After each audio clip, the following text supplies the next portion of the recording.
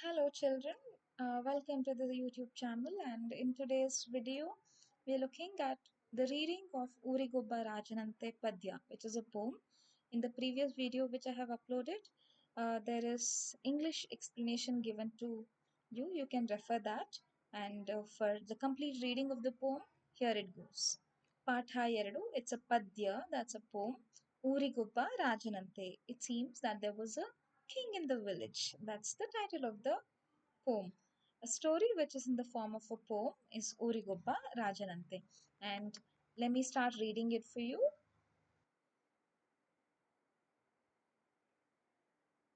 So here it goes. ಒಂದಾನೊಂದು ಊರಿತ್ತಂತೆ ಊರಿಗೊಬ್ಬ ರಾಜನಂತೆ ರಾಜಗೊಬ್ಬ ಮಂತ್ರಿಯಂತೆ ಮಂತ್ರಿಗೊಬ್ಬ ಮಗಳಂತೆ ಮಗಳಿಗೊಂದು ಗೊಂಬೆಯಂತೆ ಗೊಂಬೆಗೊಂದು ಅಂಗಿಯಂತೆ ಅಂಗಿಗೊಂದು ಗುಂಡಿಯಂತೆ ಗುಂಡಿ ಕಿತ್ತು ಹೋಯಿತಂತೆ ದರ್ಜಿಯನ್ನು ಕರೆದರಂತೆ ದರ್ಜಿ ಬಂದು ನೋಡಿದನಂತೆ ಗುಂಡಿ ಬಲು ಹಳೆಯದಂತೆ ಬೇರೆ ಗುಂಡಿ ತಂದನಂತೆ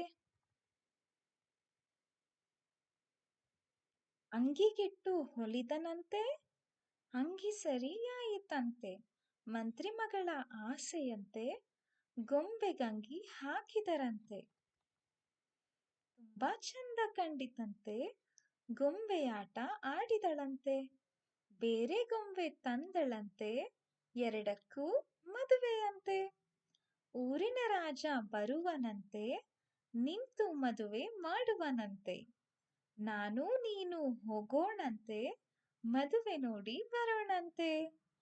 And the poet is Giribale. Thank you for watching, children.